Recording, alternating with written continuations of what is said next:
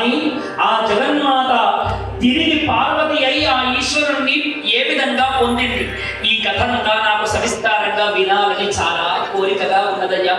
అసలు ఈ పార్వతీదేవి ఎవరికి కుమార్తెగా పుట్టింది, నాకు విషయం అంతా సవిస్తారంగా చెప్పవలసింది. ఉమా ఏ విధంగా ఈశ్వరుణ్ణి చేరిందో ఆ కథంతా నాకు సవిస్తారంగా చెప్పవయ్యా అని సవినయముగా నారదుడు బ్రహ్మగారిని అడిగాట. ఎప్పుడైతే అలా అడిగాడో బ్రహ్మవాచ, బ్రహ్మదేవుడు చెప్తూ ఉన్నాడు, శృణుత్వం మునిషార్దూల శివాచరితమూత్తమం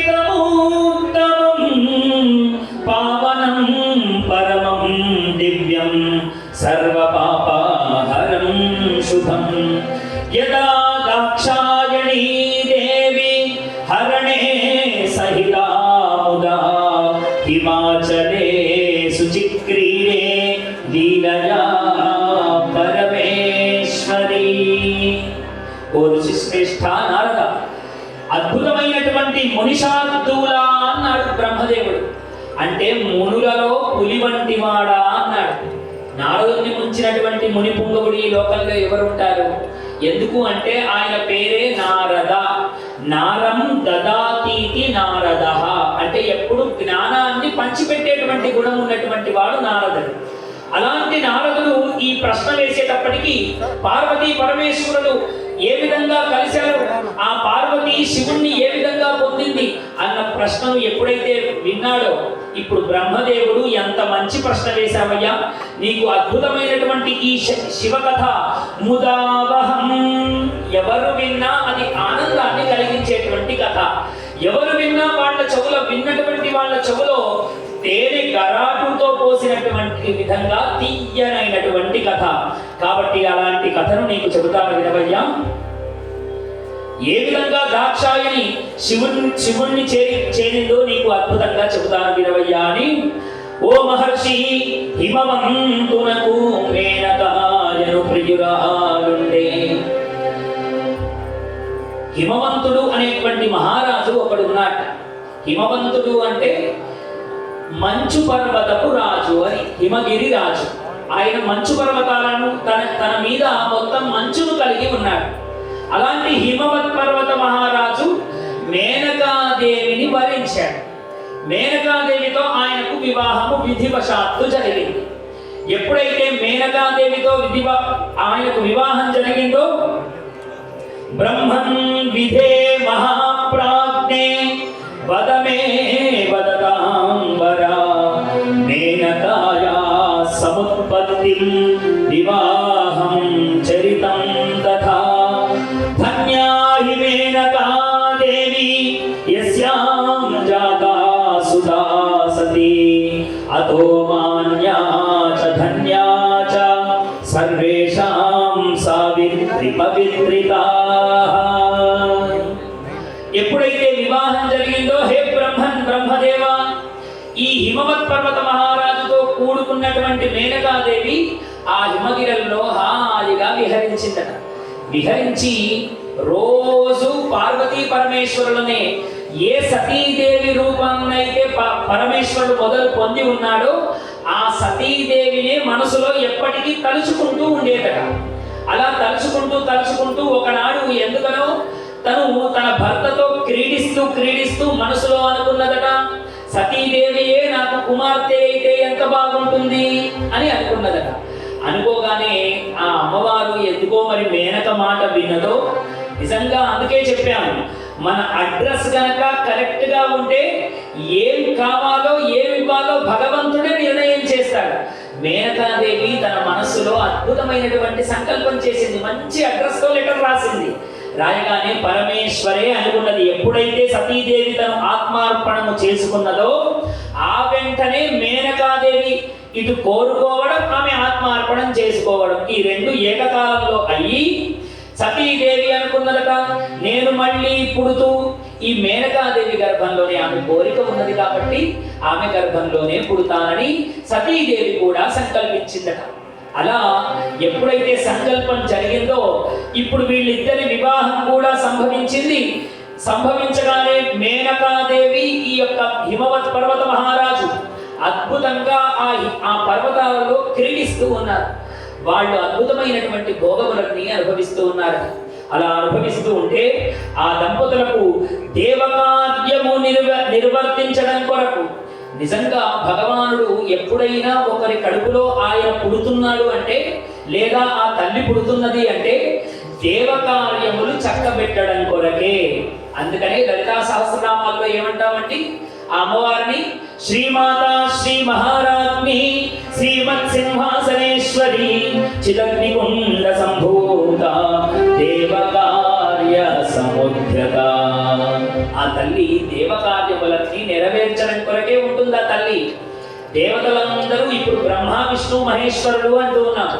బ్రహ్మదేవుడేమో సృష్టికర్త, విష్ణువేమో పరిపాలనకర్త, ఈశ్వరుడు లయకర్త.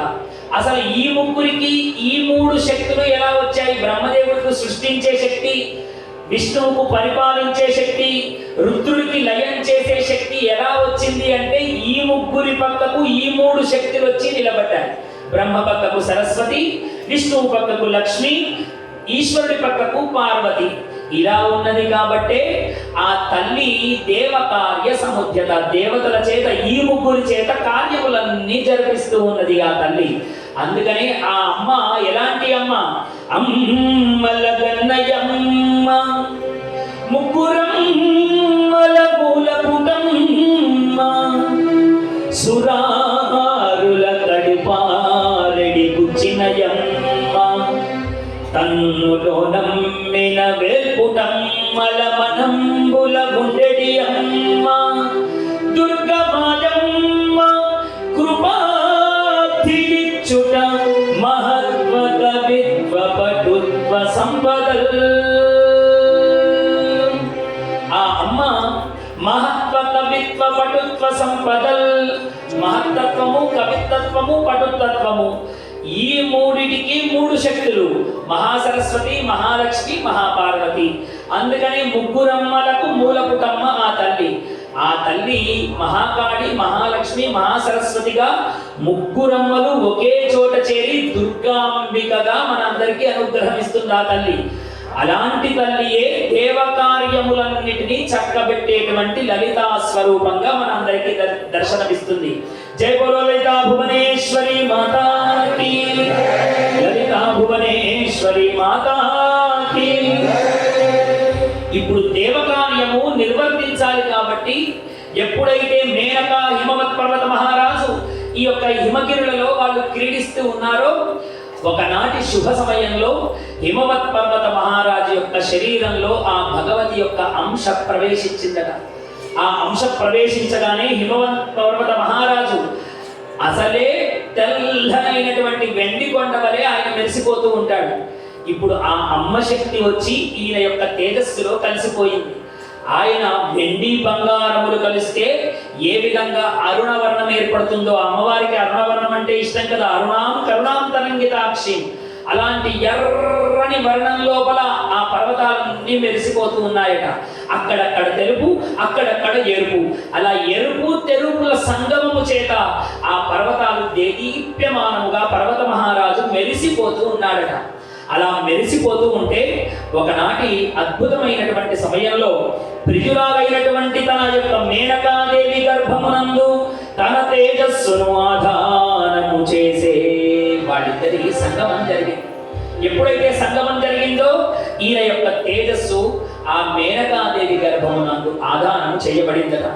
అలా ఆధానము జరిగిన తర్వాత సాధారణంగా జీవుణ్ణి మోసేటువంటి తల్లి వట్టప్పుడు కంటే గర్భమును ధరించినటువంటి స్త్రీ యొక్క ముఖములో తేజస్సు చాలా పెరిగిపోతుంది. ముఖమంతా పసుపు వర్ణంతో కూడినటువంటి బంగారు కాంతితో మెరిసిపోతుంది. ఇప్పుడు అమ్మనే కడుపులో మోస్తున్నటువంటి ఆ మేనకాదేవి ఎంత దివ్యమంగళంగా మెరిసిపోతూ ఉన్నదో. అలా మెరిసిపోతూ ఉంటే హిమవత్ పర్వత మహారాజుకు మేనకాదేవి అంటే వల్లమాలిన ప్రేమ. గర్భవతిగా ఉన్నటువంటి భార్యను భర్త చాలా జాగ్రత్తగా చూసుకోవాలట. అనుక్షణం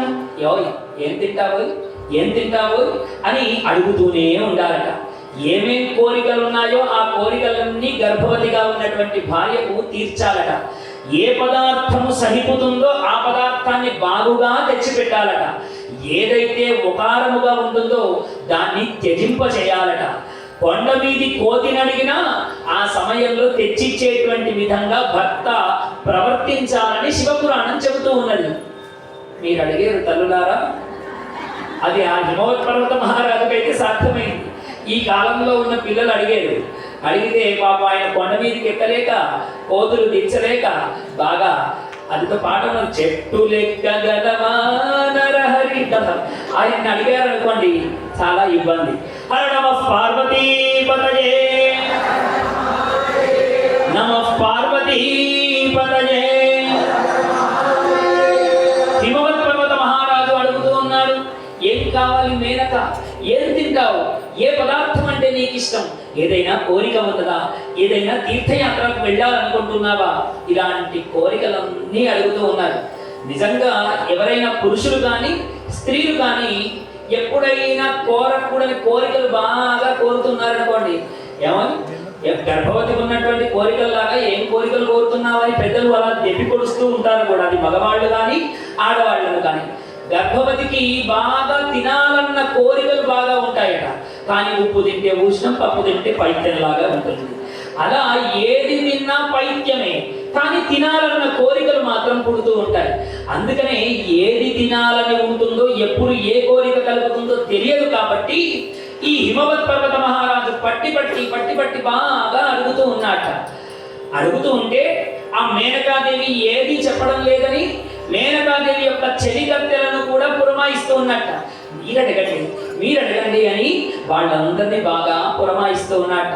అలా ఏ వస్తువు కావాలంటే ఆ వస్తువును, ఏ పదార్థం కావాలంటే ఆ పదార్థమును హిమవత్ పర్వత మహారాజు ప్రియురాలైన మేనక మనసెరిగి ప్రవర్తించే.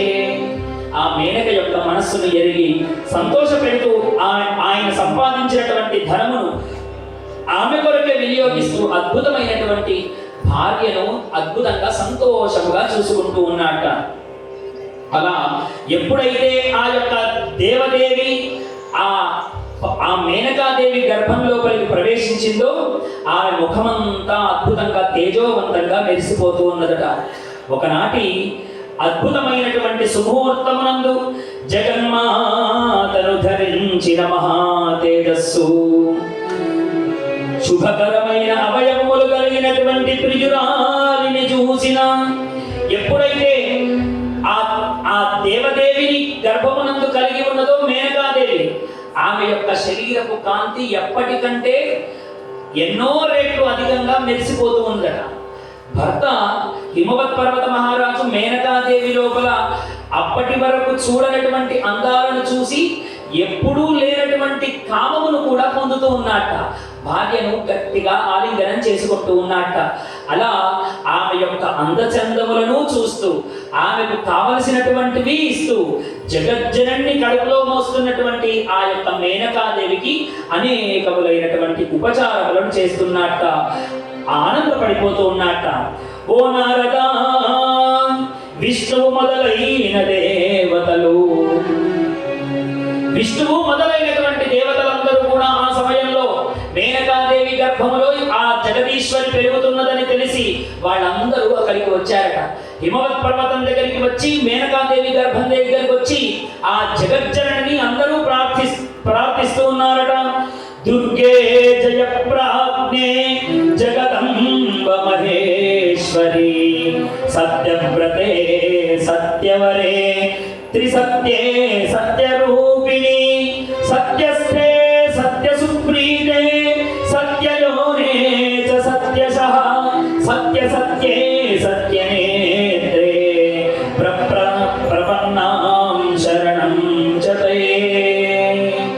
శివప్రియే మహేశాని దేవదుఃఖక్షయం కరి, త్రైలోక్యమాతా శర్వాణి వ్యాపిని భక్తవత్సలా, ఆవిర్భూయ త్రిలోకేశి దేవకార్యం కురుష్వః, సనాథః కృపయా దేహి వయం సర్వే మహేశ్వరీ. దేవతలందరూ ఆ మహేశ్వరుని, దేవదేవి దుర్గేదేవి సత్యమైనటువంటి సత్యవచనములు కలిగిన దానా అని వాళ్ళందరూ శివప్రియే శివప్రియే అని ఆ తల్లిని, గర్భంలో ఉన్నటువంటి తల్లిని వాళ్ళందరూ దేవదేవతలందరూ వచ్చి ప్రార్థన చేశారట. బ్రహ్మదేవుడు చెప్తూ ఉన్నాడు నారదుడికి ఈ విషయమంతా. దేవతలందరూ ఆ తీరుగా గర్భంలో ఉన్నటువంటి దేవదేవిని ఎప్పుడైతే స్తుతించారో, ప్రసన్నమైనటువంటి మనస్సు కలిగినటువంటి వారు అతడు ఆ విధంగా వాళ్ళందరూ ఎప్పుడైతే ఆ దేవదేవిని స్తుతించారో ఆ అమ్మకు అద్భుతమైనటువంటి నమస్కారములు సమర్పించి వాళ్ళందరూ కూడా అక్కడి నుంచి వాళ్ళ నిజధామములకు వెళ్ళిపోయారు. 9 మాసములన్నీ పూర్తయిపోయాయి. ఎప్పుడైతే 10వ మాసం ప్రారంభమైందో జగజ్జనని పుట్టేటువంటి శుభముహూర్తమాసన్నమాయే. నక్షత్రములు గ్రహములు శాంతిగా ఉండగా, ఆకాశము ప్రసన్నముగా ఉండగా, దిక్కులన్నీయు ప్రకాశించుచుండగా, వనములలో గాలి సముద్రములలో తో కూడిన భూమి మంగళ ఘోషలు చేయుచుండగా, పద్మము వలె వికసించే జగజ్జనని. మంచి శుభముహూర్తంలో ఆ జగజ్జనని పద్మములో నుండి పుట్టిన మహాలక్ష్మి మాదిరిగా ఉద్భవించిందట. అద్భుతంగా సరస్సులో ఉన్నటువంటి నీళ్లు, సముద్రంలో ఉన్నటువంటి అలలు అవన్నీ కూడా ప్రశాంతముగా ఉన్నాయట. ఆ సమయంలో ఎటు చూసినా ప్రకృతి అంతా ప్రశాంతముగా ఉన్నదట. లోకమంతా సుభిక్షమై ఉండగా చల్లని తుంపెరల లాంటి వర్షం పడుతూ ఉంటే ఆ జగజ్జనని మేనకాదేవి గర్భంలో ఉద్భవించిందట.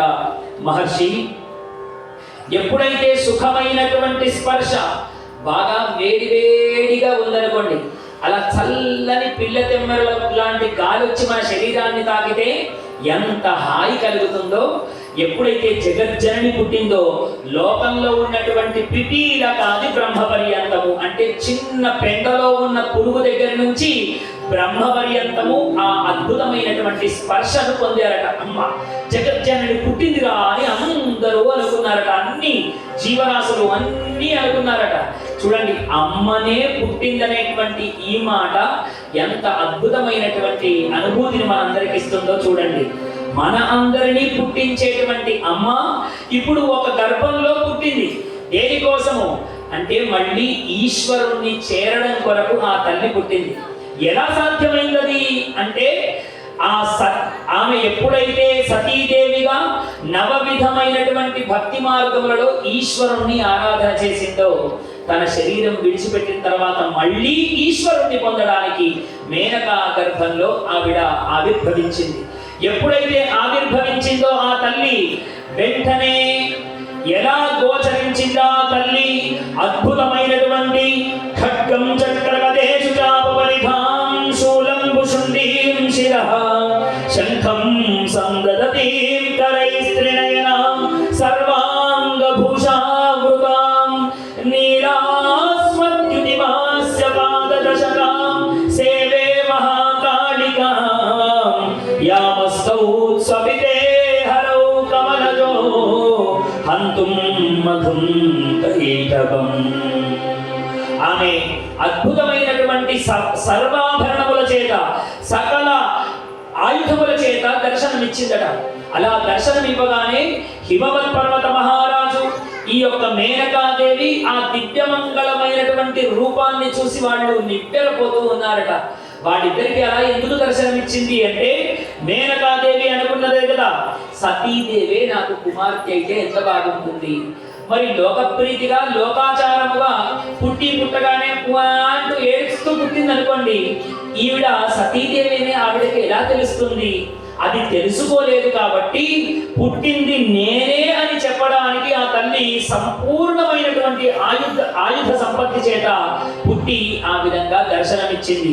ఆ జగజ్జనని చూసినటువంటి మేనకాదేవి హిమవత్ పర్వత మహారాజు యొక్క ఆనందానికి హద్దులు లేవట. చేతికి అందినట్టుగా దానములు చేస్తూ ఉన్నట్ట. ఇప్పుడు ఆ దానములు పుచ్చుకోవడానికి మనమందరం కూడా వెళ్ళాలి. జగజ్జనని పురిటిలో ఉన్నటువంటి జగజ్జనని మనమందరం కూడా చూడాలి. ఆ అమ్మను ఒక్క నామ సంకీర్తనతో మనం అందరం కూడా ప్రార్థిద్దాం. జయ బోలో జగదంబ విశ్వపాలిని మాతాకి.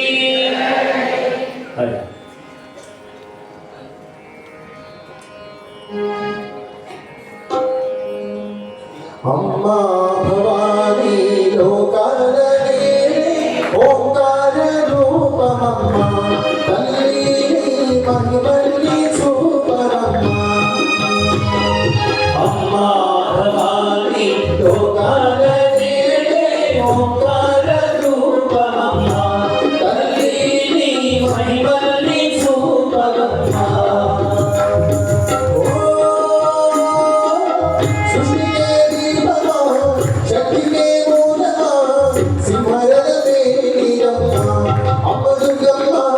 భక్తులను దీవించమ్మా అమ్మా భవానీ లోకాలనే ఓంకార రూపమమ్మా తల్లిని మహిమల్ని చూపమమ్మా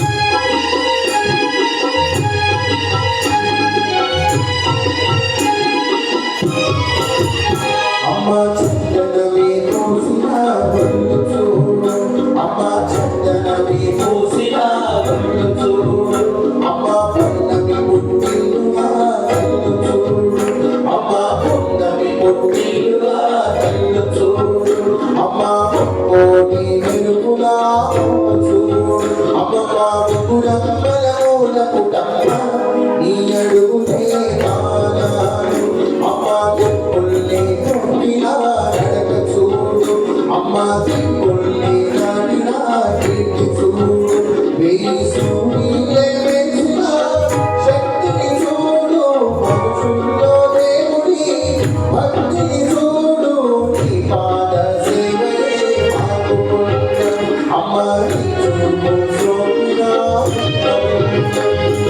అమ్మా భవానీ లోకాలనే ఓంకార రూపమమ్మా తల్లిని మహిమల్ని చూపమమ్మా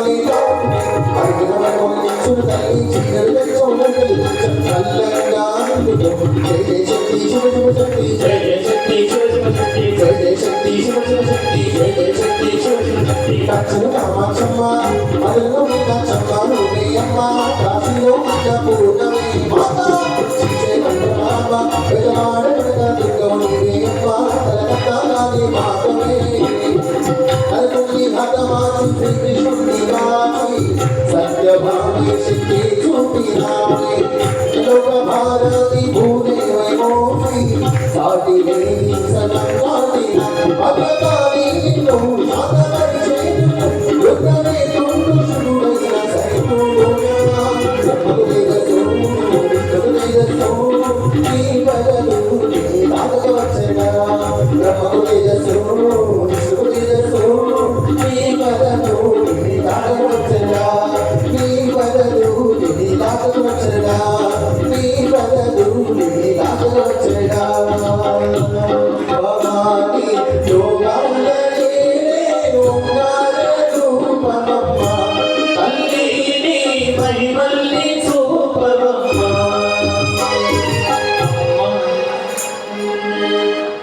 बोलो जगदम्ब विश्वपालिनी माता की जय जगदम्ब विश्वपालिनी माता की जय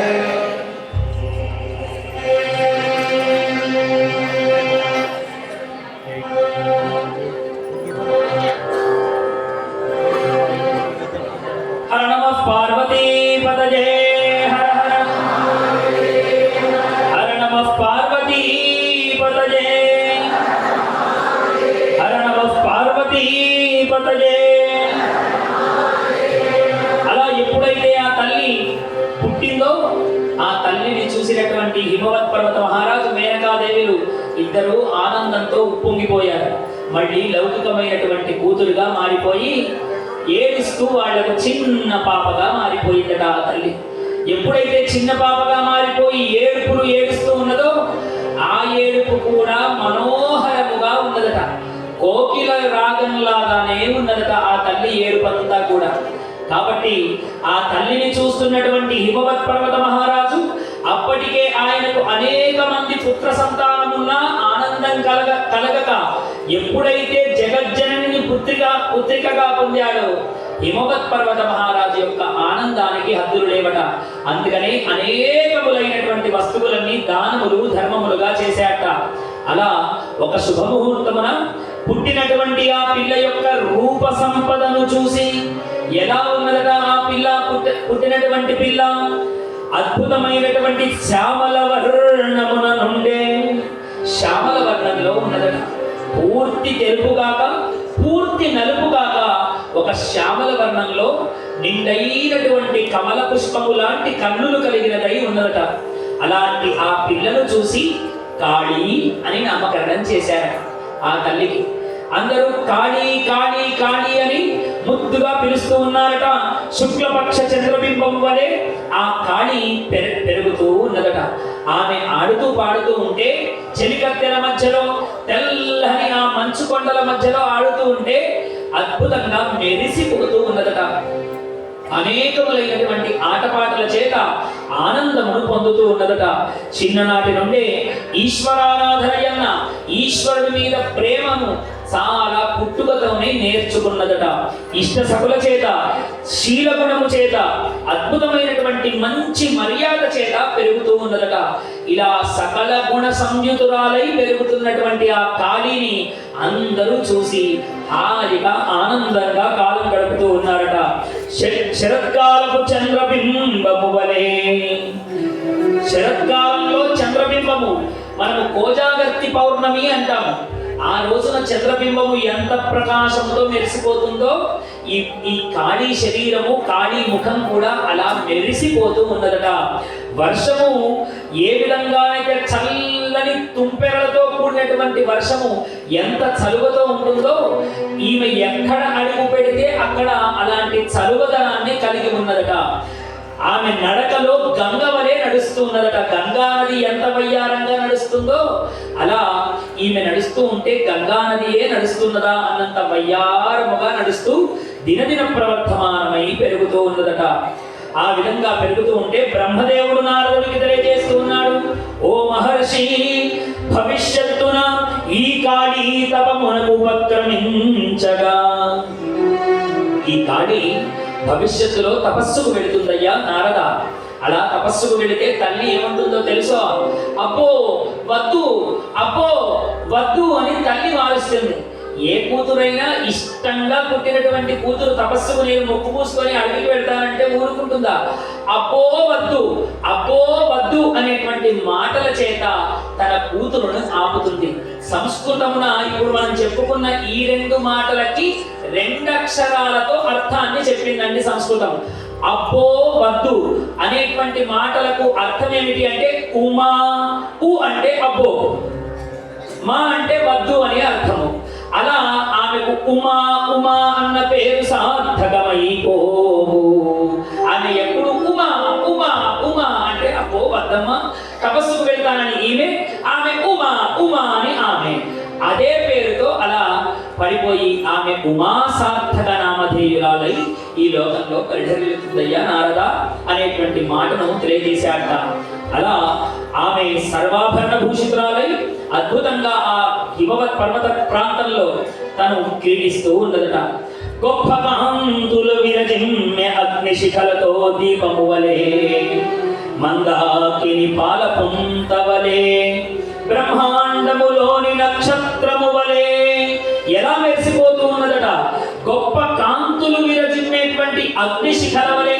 మీరు ఎప్పుడైనా చూడండి, హోమకుండము బాగా మండుతూ ఉంటే హోమకుండంలో మండుతున్నటువంటి అగ్నిశిఖ అంటే అగ్ని యొక్క చివరి భాగాన్ని మీరు చూస్తే అది ఏ రంగులో ఉంటుందంటే అప్పుడే ఉదయిస్తున్నటువంటి సూర్యబింబము ఏ రంగులో ఉంటుందో ఆ అగ్నిశిఖ కూడా అలాంటి వర్ణంలోనే ఉంటుందట.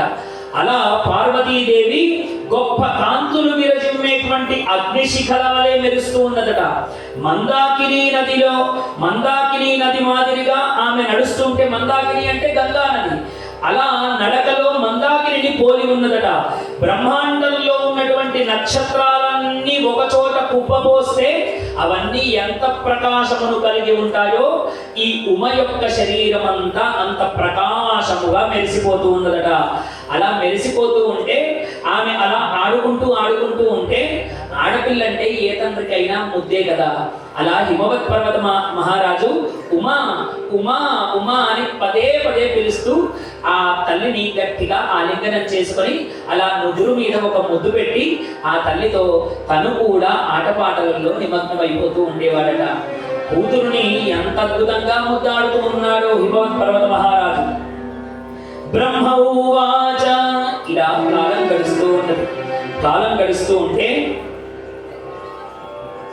విద్యారంభంలో అన్ని విద్యలలో ఆరితేరింది ఈ ఉమ.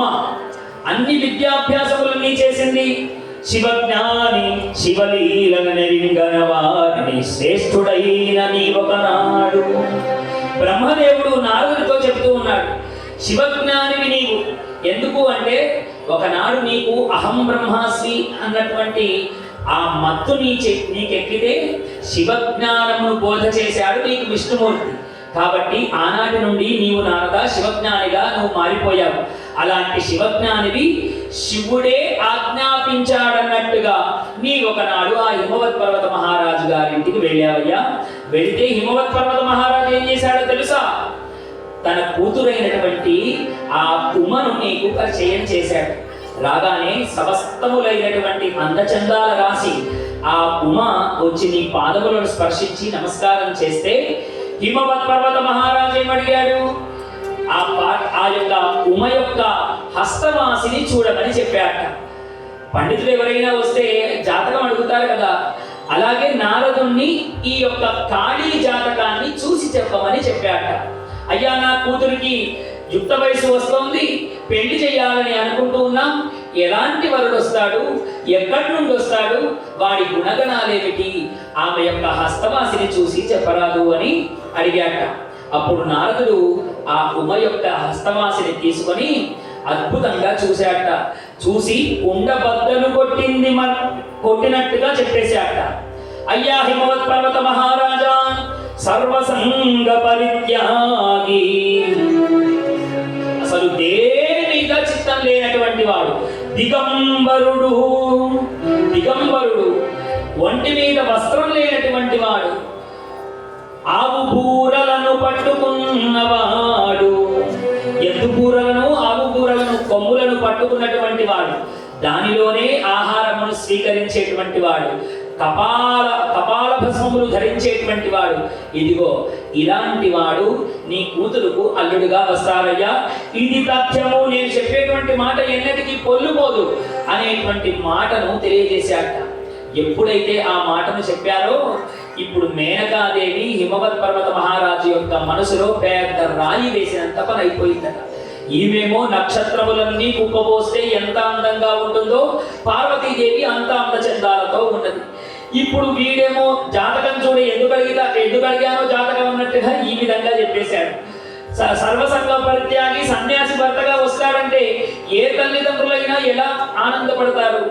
కాబట్టి ఇప్పుడు వాళ్ళ మనసులో నారదుణ్ణి అడిగారట, మనసులో అనుకుంటున్నారు, బాధపడుతూ ఉన్నారు. అదేమిటి నారదా అలా చెప్పావు, చక్కటి అల్లుడు కలగాలని కదా మేము నీ నుంచి ఆశించాము, ఇలాంటి వాడు వస్తాడని చెప్పావేమిటి అనగానే, నేను చూసినటువంటి జాతకము తథ్యము, నేను ఆవిడ చేతిని చూశానయ్యా, తప్పకుండా అలాంటి వాడే ఈమెకు భర్తగా లభిస్తాడు, నా మాటలు సత్యము అనేటువంటి మాటను నారదుడు తెలియజేశాట.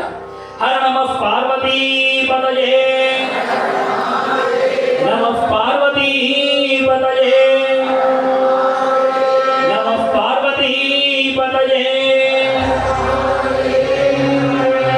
హే పర్వతరాజా, ఈమె భర్త. చూడు, నేను చెప్పేటువంటి మాట సత్యం సత్యం పునఃసత్యం. హే పర్వత మహారాజా, ఈమె భర్త అట్టివాగుడు అనుటలో సందేహము లేదు. ఇప్పుడు నేను ఏవైతే లక్షణాలు చెప్పానో అట్టి వాడకుటలో సందేహం లేదయ్యా, అలాంటి వాడే దొరుకుతాడు. ఇది సత్యమైనటువంటి మాట అని మళ్ళీ మళ్ళీ మళ్ళీ మళ్ళీ చెబుతూ ఉన్నట్ట. కానీ ఈ విషయంలో నేను నీకు ఒక ఉపాయం చెబుతాను, అట్లా కనుక నీవు చేసావా సుఖాన్ని పొందుతావయ్యా ఓ హిమవత్ పర్వత మహారాజా అని ఉపాయం చెబుతూ ఉన్నట్ట. లీలా లీలారూపధారియగు శంభు ప్రభుడు అట్టి పర్వరుడై ఉండెగాని. చూడు, నీవు నీ మనసును స్వాంతరపరచుకో. లీలారూపధారి అయినటువంటి ఆ శంభుడు చూడడానికి అలా చితాభస్మమును ధరించే ఉంటాడు. ఒంటి నిండా పిచ్చి పిచ్చి వస్త్రములను కాలనాగులను మెడలో వేసుకునే ఉంటాడు. కానీ అలా ఉన్నప్పటికీ వాడు అమంగళుడు ఎన్నటికీ కాదు, అశివుడు ఎన్నటికీ కాదు. వాడు సర్వసంగ పరిత్యాగి అయి ఉండి ఇలాంటి గుణములు కలిగి ఉన్నప్పటికీ వాడు శివుడని గ్రహించు. నీ మనసులో వాడు మంగళకరుడనేటువంటి భావనను ఇవి గనక ఉంచుకున్నావా, అలాంటి మంచి అల్లుడు దొరికినందుకు నీ మనసు ఆనందపడుతుందయ్యా. కాబట్టి ఈ ఉపాయము చేత నీ కూతురునివ్వడానికి నువ్వు సిద్ధపడవయ్యా అనేటువంటి మాటను నారద మహర్షి తెలియజేశాక, వివేకము కలిగినటువంటి వాడవై ఆలోచించి నీ కుమార్తెను ఆ దేవాది దేవుడైనటువంటి శివుడికిచ్చి వివాహం చెయ్యు. ఎందుకంటే సర్వేశ్వరుడు వికారరహితుడు అవినాశి అయిన శివ ప్రభువే. వాడు అవినాశుడు, సర్వేశ్వరుడు. అలాంటి వాడు నీకు అల్లుడుగా దొరకడం అంటే నీవెన్ని కోట్ల జన్మలలో చేసుకున్నటువంటి పుణ్యమో. అలా ఆ నారదుడు అనేక సుగుణాలను బయటకు బాహ్యంగా మాత్రం ఎలా కనిపిస్తూ ఉన్నాడు. నిజంగా మన ఇంట్లో ఉన్నటువంటి ఆడపిల్లకు అలా చితాభస్మం పూసుకున్నటువంటి అల్లుడు దొరికితే ఆనందపడతారా? ఎవరైనా ఆనందపడరు. కానీ ఈశ్వరుని యొక్క ఆ రూపాన్ని ఎంత అద్భుతంగా చెబుతూ ఉన్నాడు. అలాంటి స్వరూపంతో బాహ్యంగా కనిపించిన లోపల మాత్రం ఆనంద స్వరూపుడు వాడు. అలాంటి సర్వేశ్వరునికి నీ కూతురునిచ్చి వివాహం చేయవయ్యా, నువ్వు సుఖమును పొందెదవు కాక అని నారదుడు తెలియజేశాట. బ్రహ్మదేవుడు నారదుడితో అంటూ ఉన్నాడు, వత్సా నారద, నీవు ఈ విధంగా ఆ హిమవత్ పర్వత మహారాజుతో పలికిన తర్వాత ఆయన కూడా మనసును స్వాంతనం చేసుకున్నాడు. స్వాంతనం చేసుకొని ఇంకా నారదుడు చెప్పినటువంటి ఈ జాతకము ఫలించి తీరుతుంది కదా అని అనుకున్నాడు. విధి బలీయమైందని మనసులో అనుకొని ఆ పరమేశ్వరుణ్ణి ధ్యానం చేయడం తప్ప వేరే మార్గము లేదని మనసులో అనుకుంటూ ఇక విధి బలీయమని నమ్ముతూ అలా ఈశ్వర ధ్యానం చేస్తూ ఉన్నట్ట. హిమవత్ పర్వత మహారాజు తన కుమార్తెను ఇవ్వడానికి ఏ విధంగానైతే, చూడండి ఇక్కడ మనం గమనించవలసింది ఏమిటి అంటే, బయటకు కనిపించేటువంటి రూపము కాదు, లోపల కనిపిస్తున్నటువంటి ఆ ఆనంద రూపుణ్ణి మనం ధ్యానం చేయాలి. నారదుడు అదే చెబుతూ ఉన్నాడు. మనం కూడా సాధారణంగా ఎవరైనా వ్యక్తి అలా వస్తూ ఉంటే కాస్త బట్టలు సరిగా లేవనుకోండి, వాడిని చూసి వీడికి అసలు వీడు ఎలాంటి వాడు అని మనం ఒక నిర్ణయానికి వచ్చేస్తాం. బాహ్యమైనటువంటి స్వరూపం చూసే వాడిని వీడు వ్యర్థుడు అనేటువంటి నిర్ణయానికి వస్తాం. కానీ ఎప్పుడైతే వాక్కు ద్వారా వాడు మాట్లాడుతాడో అప్పుడు కానీ వాడి యొక్క శక్తి మనకు తెలియదు, ఆనంద రూపము మనకు అప్పుడు కానీ తెలియదు. అలా ఈశ్వరుణ్ణి ఆనంద రూపముతో కొలవవయ్యా అన్నాడు. ఇప్పుడు మనందరికీ ఈశ్వరుడు చితాభస్మంతోనే గోచరిస్తూ ఉన్నాడు, కనిపిస్తూ ఉన్నాడు. ఆయనను నామము చేత ఆనంద రూపుడిగా మనం అందరం కొలవాలి. ఒక అద్భుతమైన కీర్తనతో ఆయనను మనం ఆనంద రూపుడిగా స్మరిద్దాం. హర నమః పార్వతీ పతయే, నమః పార్వతీ పతయే, నమః పార్వతీ పతయే.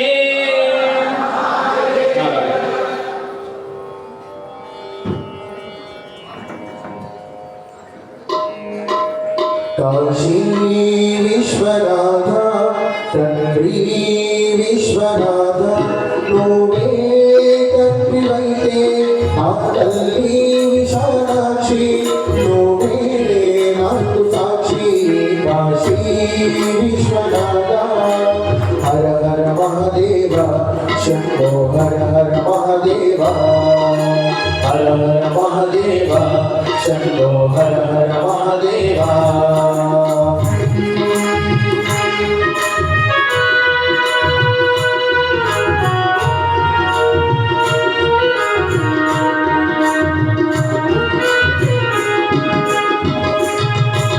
శ్రీశైల శిఖరమనందు మల్లికార్జునుడై, వేములవాడ క్షేత్రములో శ్రీ రాజరాజేశ్వరుడై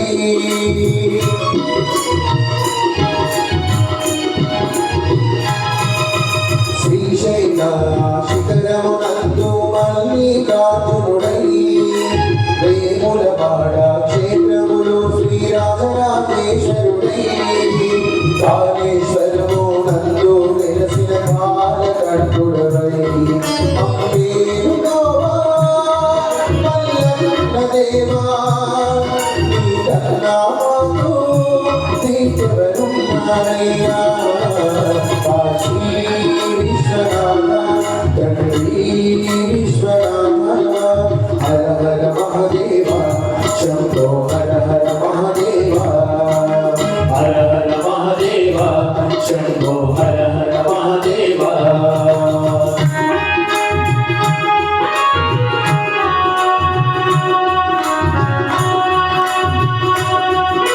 భక్తి తంత్రమే భక్తరాయ కరుణారో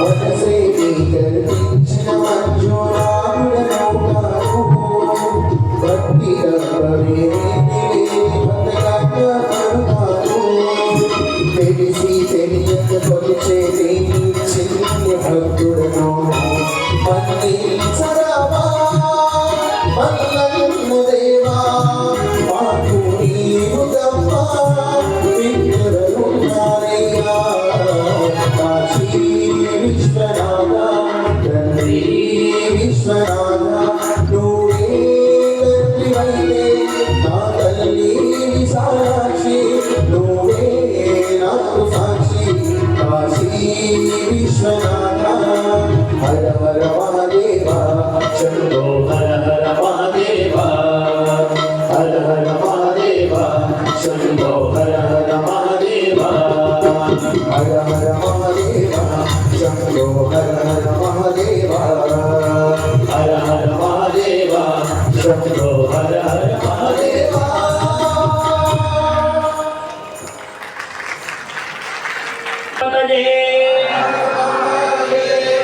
నారదుడు ఇలా హిమవత్ పర్వత మహారాజుకు అనేక రకాలుగా చెప్పి ఆయనలో ఉన్న సుగుణాలని నీవు చూడవయ్యా, నీ కుమార్తె నీకు అనేటువంటివన్నీ విషయాలను చెప్పి ఆయన అక్కడి నుండి బయలుదేరి వెళ్ళిపోయాడు. ఇదిలా ఉంటే ఎప్పుడైతే దాక్షాయణి సతీదేవి వియోగము జరిగిందో పరమేశ్వరుడు తన పక్కన ఆ సతీదేవి లేదన్నటువంటి బాధ చేత ఆయన లోకాలన్నీ తిరుగుతూ ఉన్నట్ట. సతీ సతీ సతీ అని అలా తిరుగుతూ కొన్ని వేల సంవత్సరాలు తపస్సులు చేస్తూ అలాగే ఉండిపోయారు. అలా తపస్సు చేస్తూ ఉంటే ఒకనాడు ఈశ్వరుడికి బాగా చెమట పోసి, ఎందుకు ఆ చెమట పోసింది అంటే సతీదేవి యొక్క ధ్యానంలో ఆయన చాలా ఒళ్ళంతా శ్రమ పట్టిపోయిందట. ఎలా శ్రమ పట్టిపోయింది? తపస్సు ద్వారా శ్రమ పట్టిపోయిందట. ఆయన తనను తానే మరిచిపోయేన్ని రోజులు తపస్సును ఆచరిస్తూ ఉన్నాడు. ఆ తపోశ్రమ వల్ల ఒంటి నుండి చెమట కారి నేల మీద పడిందట. ఒక్క చెమట బిందువు నేల మీద పడిందట. ఎప్పుడైతే నేల మీద ఆ చెమట బిందువు పడిందో ఆ పడ్డటువంటి చోట ఒక చిన్న పిల్లవాడై రోదనం మొదలుపెట్టాట, ఏడుస్తూ మొదలుపెట్టాట. ఆ పిల్లవాడు అలా ఏడుస్తూ ఉంటే ఎంతో కుక్క పెట్టి ఏడుస్తూ ఉన్నాట. ఈశ్వరుడేమో ధ్యానంలో అలాగే సతీదేవిని తలుచుకుంటూ ఉన్నాడు. ఆ ఏడుపు ఈశ్వరుడికి వినిపించడం లేదు. ఇప్పుడు ఎక్కడ పడిందా చెమట బిందువు? నేల మీద పడింది. అందుకనే భూమాతయే తల్లై ఆ పిల్లవాడికి తన స్తన్యమునిచ్చి పాలనిచ్చిందట. ఎప్పుడైతే భూమాత తల్లి అయి స్తన్యమునిచ్చిందో అప్పుడు ఈశ్వరుడు భూమాతను అనుగ్రహించాట. నేటి నుండి ఈ పుత్రుడు నీ పుత్రుడై వర్ధిల్లు, ఈ పుత్రుడిని నీ పుత్రుడై అని అనుకునే వర్ధిల్లు. వీడి పేరు నీవు వీడికి స్తన్యమునిచ్చి పెంచావు కాబట్టి భౌముడు అన్న పేరు చేత పరిఢిల్లుతాడు. అంటే శివుని యొక్క చెమట బిందువు ద్వారా పుట్టినటువంటి వాడు, భూదేవే స్వయముగా స్తన్యమునిచ్చి పెంచినటువంటి వాడు. అందుకనే నవగ్రహములలో ఒక గ్రహమై పరిఢవిల్లాడు ఆ భౌముడు. ఆ భౌముడిని మనమందరం కూడా కుజుడు అని పిలుస్తూ ఉన్నాం.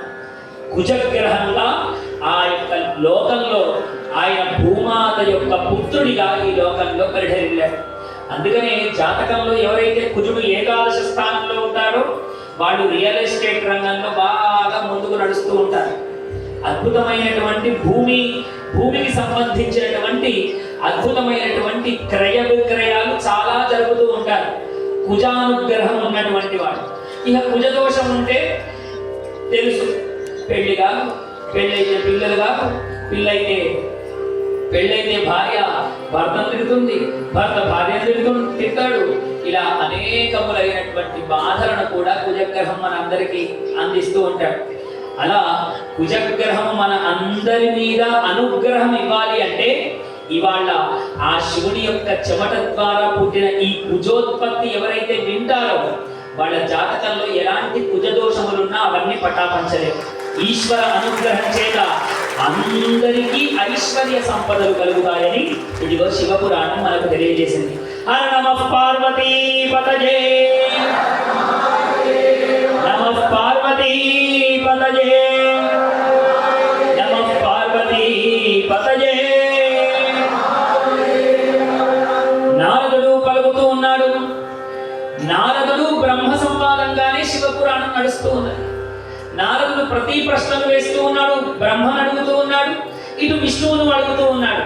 శివుని యొక్క తేజము తెలుసుకోవాలని నారదునికి చెప్పాడు కదా, అన్ని తీర్థక్షేత్రాలు తిరగవయ్యా, శివుని యొక్క మహిమ గురించి బ్రహ్మను అడుగు, నన్ను అడుగు అని ఇద్దరూ చెప్పడం వల్ల నారదుడికి అనేక ప్రశ్నలు కలిగి లోకమంతా సంచరిస్తూ అయితే బ్రహ్మను అయితే విష్ణువును అలా ఈశ్వర తత్వమునంతా అడుగుతూ ఆయన తెలుసుకున్నాడు. అలా ఆయన అడిగాడు కాబట్టి ఇవాళ మనమందరం కూడా శివతత్వాన్ని తెలుసుకోగలుగుతూ ఉన్నాం. నమః పార్వతీ పతయే, హర హర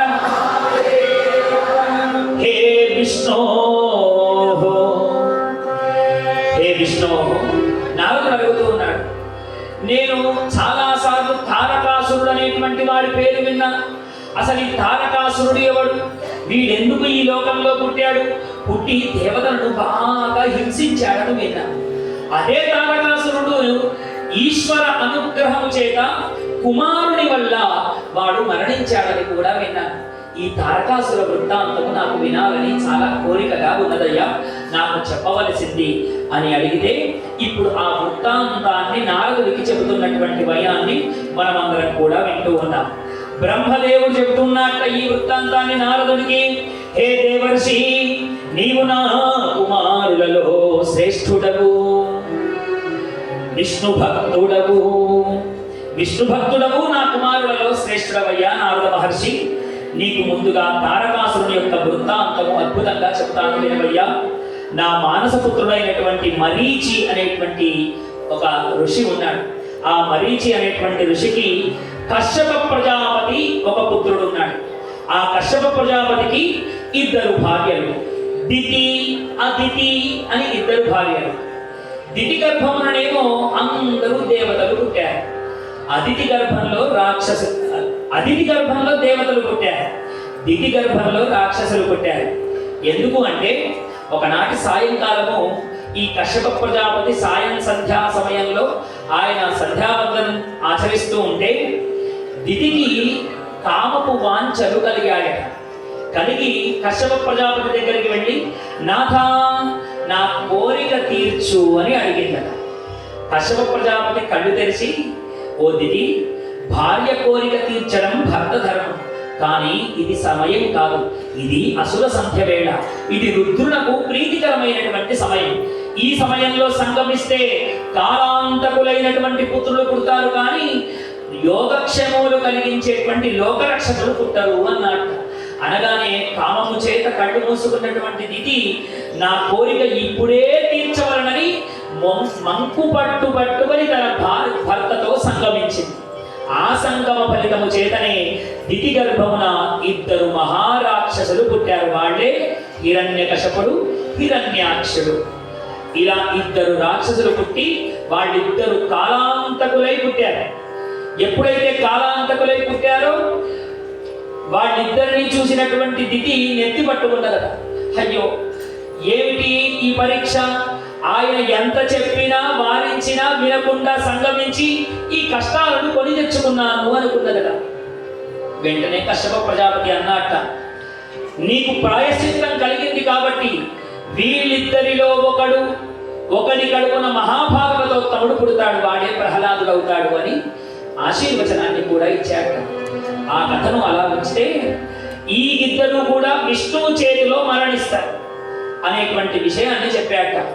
హిరణ్యాక్షుడేమో వరాహ రూపంలో ఉన్నటువంటి నారాయణుడి చేతిలో సంహరింపబడ్డాడు. హిరణ్యకశపుడేమో నారసింహ రూపంలో ఆ స్వామి ఆ యొక్క హిరణ్యకశపుణ్ణి సంహరించేశాడు. ఇలా హిరణ్యకశపులు ఇద్దరు మరణించగానే ఎప్పుడైతే మరణించారో ఈ కథంతా మనకు భాగవతంలో సవిస్తారంగా వస్తుంది. కానీ మనం శివపురాణంలో ఉన్నాం కదా, అదంతా చెప్పుకుంటే ఇప్పుడు ప్రహ్లాద చరిత్రం అవుతుంది. కాబట్టి ఈ హిరణ్యాక్షుడు హిరణ్యకశపుడు ఎప్పుడైతే ఇద్దరు చనిపోయారో దితి మళ్ళీ కశ్యప ప్రజాపతి దగ్గరికి వెళ్ళింది. నాథ, ఇప్పుడు నాకు పిల్లలు లేరు, మళ్ళా నాకు సంతానం కావాలి అని అడిగిందట. అడగగానే మళ్ళీ దితి గర్భములో ఈ యొక్క కశ్యప ప్రజాపతి యొక్క తేజము చేరింది. చేరగానే ఎప్పుడు ఈ దితి గర్భంలో రాక్షసులకే స్థానం. కాబట్టి ఇంద్రుడు ఇప్పుడు ఒక ఆలోచన చేశాక, హిరణ్యకశపుడు హిరణ్యాక్షుడి బాధ తప్పిందిరా అంటే ఇది మళ్ళా గర్భం ధరించింది అని మాయ రూపము చేత వజ్రాయుధము పట్టుకొని దితి గర్భంలో ప్రవేశించాడు. దితి గర్భంలో ప్రవేశించి ఆ గర్భంలో ఉన్నటువంటి పిండమును ఆ వజ్రాయుధముతో ఖండములుగా నరికివేశాడు. ఎప్పుడైతే ఖండములుగా నరికివేశాడో ఇంద్రుడు అనుకున్నాడు ఇంకేముంది, దీని గర్భం పోయింది అని. కానీ అది కశ్యప ప్రజాపతి యొక్క తేజము కాబట్టి దాన్ని ఎన్నైతే ముక్కలుగా చేశాడో అవన్నీ కూడా మరీచులు మరుత్తులు అన్న పేరు చేత వాళ్ళందరూ కూడా 49 మంది పుత్రులుగా పుట్టారు. 49 మంది మరుత్తులుగా పుట్టారట. అదృష్టం ఏమిటి అంటే ఈ 49 మంది ఇంద్రుని యొక్క వజ్రాయుధము చేత స్పర్శను పొందారు కాబట్టి వాళ్ళంతా దేవతలు అయిపోయారు. వాళ్ళంతా కూడా ఇంద్రలోకానికే వెళ్ళిపోయి ఇంద్రుడు ఏది చెబితే అది వింటూ ఉన్నారట.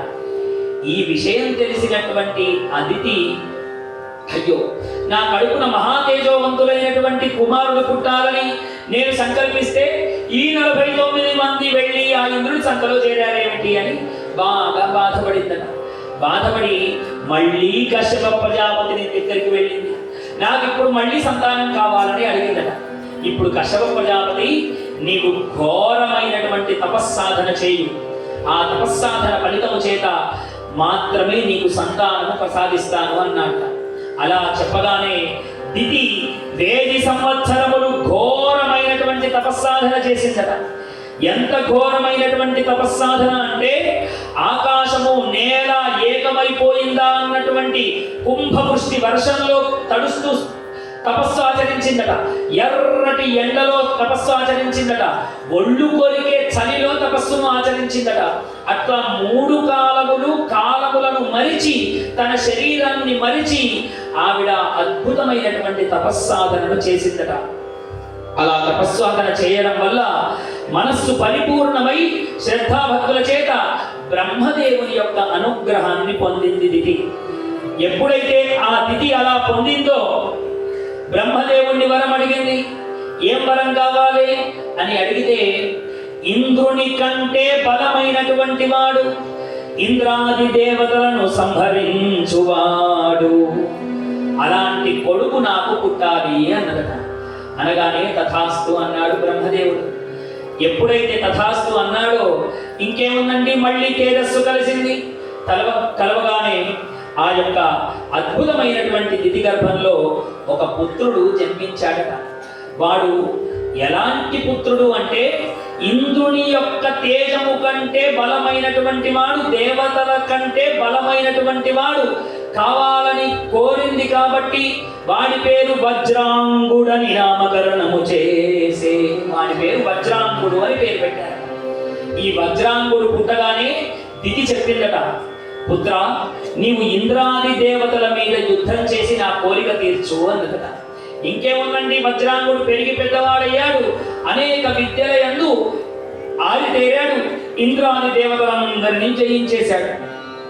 జయించేసి వాడి లోపల పుట్టుక నుండి ఆ కశ్యప ప్రజాపతి యొక్క అనుగ్రహం కూడా ఉన్నది కాబట్టి కాస్తంత ఈశ్వరుని యొక్క ధ్యానమును కూడా కలిగి ఉన్నాడట. ఎప్పుడైతే ఇంద్రాది దేవతలందరూ బంధించబడ్డారో ఒకసారి బ్రహ్మదేవుడు ఆ యొక్క వజ్రాంగుడి దగ్గరికి వెళ్ళి, వజ్రాంగ, నీవు పూర్వజన్మపు సుకృతము చేత ఈశ్వరారాధనను కూడా కలిగి ఉన్నావు. ఇంద్రాది దేవతలను బంధించడం అది మంచి పద్ధతి కాదు నాయన, వాళ్ళను వదిలిపెట్టు అని చెప్పాడు.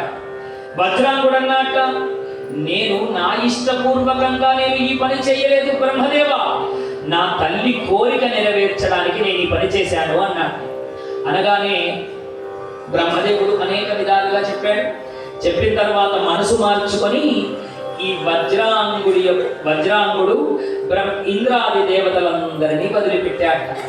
అలా వదిలిపెట్టాడు కానీ ఎప్పుడైతే ఇంద్రాది దేవతలను బంధించాడో వరాంగిని అని వీడికి ఒక భార్య, ఈ వరాంగినికి మాత్రం ఇష్టం లేదు. వీడికి కాస్త ఈశ్వరారాధన పుణ్యం ఉన్నది కానీ వరాంగినికి మాత్రం అత్త ఎలా ఉందో కోడలు అలాగే ఉంది. ఆవిడకు కూడా దేవతలంటే ఎక్కడ లేనటువంటి కోపము. అందుకని ఈ వరాంగిని వజ్రాంగుడి దగ్గరికి వచ్చిందట.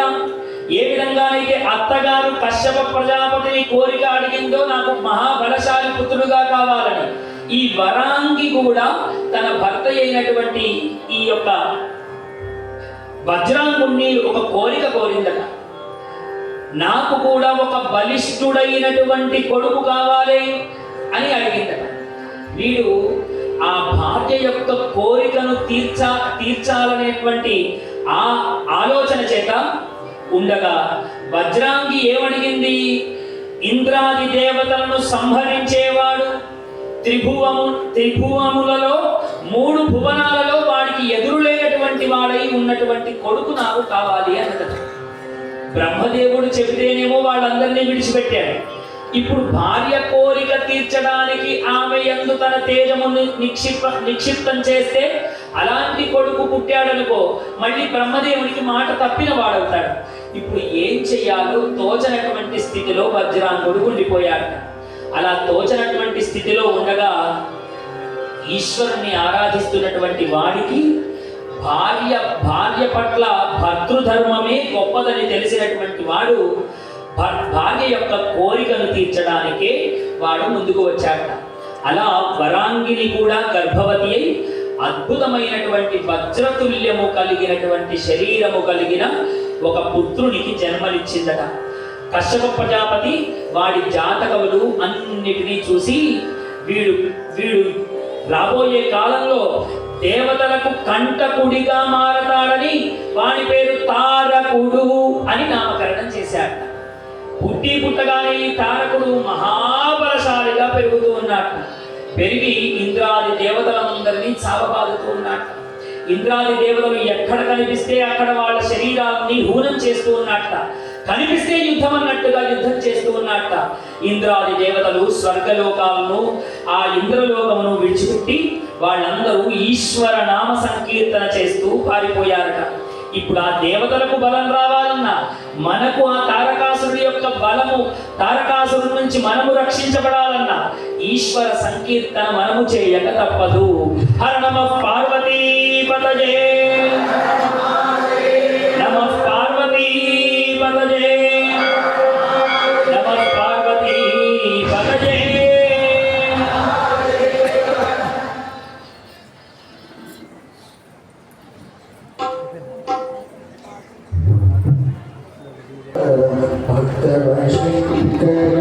శివ